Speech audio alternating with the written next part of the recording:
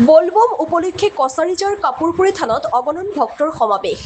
दरং जिलार सिपाझर राजचक्ৰৰ অন্তৰ্গত কছাৰীজাৰ ঐতিহাসিক কাপুৰপুৰী থানত আজি শাওন মাহৰ অন্তিমটো बोलबम উপলক্ষে অগণন ভক্তৰ সমাগম হয়। অপাৰ মহাত্মাৰে মহিমামণ্ডিত থানখনিত শুদ্ধ চিত্তে ভোগ নৈবেদ্য আগবঢ়ালে ভক্তৰ মনোবাঞ্ছা পূৰ্ণ হয় বুলি জনবিশ্বাস থকা হেতু থানখনিলৈ বছৰৰ অন্য সময়ৰ উপৰিও পবিত্ৰ শাওন মাহত জিলাৰ পৰিধি অতিক্ৰম কৰি ৰাজ্যৰ ভিন্ন প্ৰান্তৰ পৰা অগণন ভক্তৰ সমাগম হয়। আজি শাওন মাহৰ অন্তিমটো बोलबम উপলক্ষে অন্যান্য ভক্তৰ লগতে দৰং জিলা বিজেপিৰ সভাপতি মুকুন্দ ডেকা, দৰং জিলা পৰিষদৰ উপ সভানেত্ৰী পৰিস্মিতা নাথ প্ৰমুখ্যে কেইবাগৰাকী বিশিষ্ট ব্যক্তি উপস্থিত থাকে। প্ৰকৃতিৰ অপৰূপ সৌন্দৰ্যৰ মাজত অৱস্থিত থানখনিত ৰাতিপুৱাৰ পৰা হাজাৰ হাজাৰ ভক্তৰ উপৰিও ভিন্ন প্ৰান্তৰ পৰা অহা নাগাৰা নামৰ দলে নাগাৰা নাম পৰিৱেশন কৰি থান প্ৰাংগণত এক আধ্যাত্মিক পৰিৱেশৰ সৃষ্টি কৰা পৰিলক্ষিত হয়। আনহাতে থান পৰিচালনা সমিতিৰ সভাপতি বীৰেশ্বৰ ডেকাৰ সভাপতিত্বত দুপৰীয়া অনুষ্ঠিত হয় এখনি সম্বৰ্ধনা সভা। উক্ত সভাত জিলা বিজেপিৰ সভাপতি মুকুন্দ ডেকা, দৰং জিলা পৰিষদৰ উপ সভানেত্ৰী পৰিস্মিতা নাথৰ লগতে ভূমিদাতা কমল জ্যোতি শৰ্মা থান পৰিচালনা সমিতিৰ তৰফৰ পৰা সম্বৰ্ধনা জ্ঞাপন কৰা হয়। হাজৰিকাৰ পৰা মানৱজ্যোতি বৰুৱাৰ ৰিপৰ্ট AIN লাইভ। কাপুৰপুৰী থান এটি আমাৰ পুৰণা ধৰ্মীয় অনুষ্ঠান আৰু ইয়াত আজি জিলাখনৰ বিভিন্ন প্ৰান্তৰ পৰা ধৰ্মপ্ৰাণ ৰাইজ উপস্থিত হৈছে আৰু আমাকো পৰিচালনা সমিতিৰ বিষয়ববীয়াসকলে আমন্ত্ৰণ জনাইছিল। আমিও ভক্তপ্ৰাণ ৰাইজৰ লগত সেৱা গ্ৰহণ কৰিলোঁ আৰু সেৱা গ্ৰহণ কৰি আমাৰ এটাই অনুভৱ হৈছে যে এনেকুৱা স্থানত আহিলে নিশ্চয় আমাৰ যিসমূহ আমি আগন্তুক দিনত কৰিবলগীয়া বা আমাৰ দায়বদ্ধতা সমাজৰ প্ৰতি সকলো কাম সাফল্যমণ্ডিত হ'ব বুলি আমাৰ ধাৰণা। আৰু আমি ৰাইজক লগ পাই আমাৰ সকলোৰে এটা মনত আহিছে যে আধ্যাত্মিক অবিহনে কোনো এটা সমাজ, কোনো এটা জাতি বাচি থাকিব নোৱাৰে আৰু সকলো শ্ৰেণীৰ জনসাধাৰণে আধ্যাত্মিক দিশটোকে বাছি লৈছে।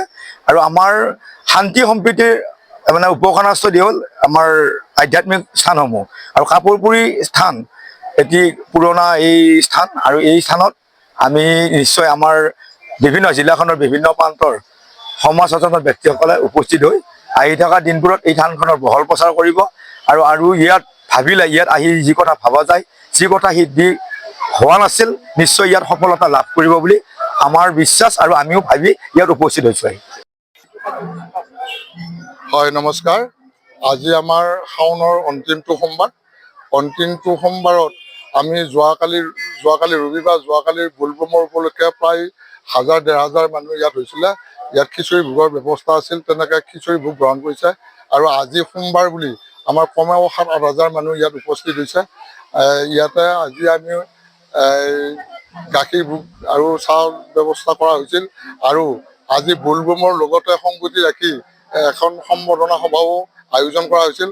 সম্বৰ্ধনা সভাত আমি আমন্ত্ৰণ জনাইছিলোঁ অসম চৰকাৰৰ মীন আৰু পশুপালন মন্ত্ৰী মাননীয়া নীলিমা দেৱী বাইদেউক আৰু আমাৰ চিপাঝাৰ বিধানসভা সমষ্টিৰ বিধায়ক ডক্টৰ পৰমানন্দ ৰাজবংশীদেৱক আৰু দৰং জিলা পৰিষদৰ সভানেত্ৰী শেৱালী গোস্বামী কলিতা বাইদেউক আৰু লগতে দৰং জিলা পৰিষদৰ উপ সভানেত্ৰী পৰিস্মিতা নাথ বাইদেউক আৰু লগতে দৰং বিজেপিৰ সভাপতি মাননীয় মুকুন্দ ডেকা দেৱকো আমি আমন্ত্ৰণ জনাইছিলোঁ।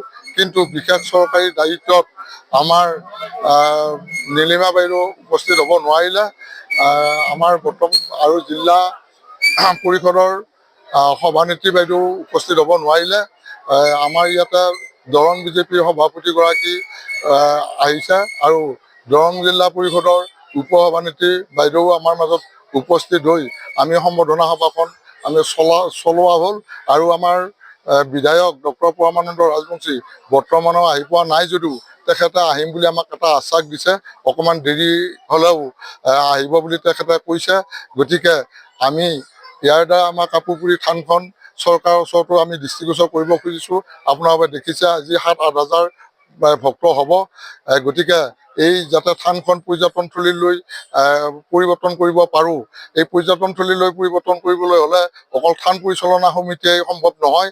ইয়াত চৰকাৰৰ দৃষ্টি বা চৰকাৰৰ এটা হাত থাকিব লাগিব। গতিকে আমি আপোনালোকৰ চেনেলৰ জৰিয়তে অসমৰ মুখ্যমন্ত্ৰী মহোদয়ৰ লগতে অসম মন্ত্ৰীসভাক আমি আহ্বান জনাম যাতে দৰঙৰ ভিতৰত এখন প্ৰায় 21 বিঘা মাটিৰে এই থানখন ইয়াত অৱস্থিত।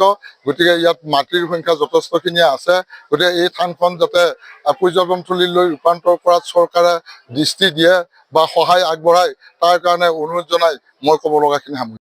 প্ৰথমতে আপোনালোক সংবাদ মাধ্যমৰ জৰিয়তে সকলোলৈ নমস্কাৰ জনাইছো। আজি এই কাপুৰপুৰী থানাত উপস্থিত হৈ এটা খুব সুন্দৰ অনুভৱ। আজি পবিত্ৰ শাওণ মাহৰ আজি শেষৰটো সোমবাৰ আৰু অগণন ভক্ত ইয়াত দেখিবলৈ পোৱা গৈছে। তেওঁলোক আহিছে ইয়াত মহাদেৱৰ আশীষ নিৰ্মালি গ্ৰহণ কৰিছে।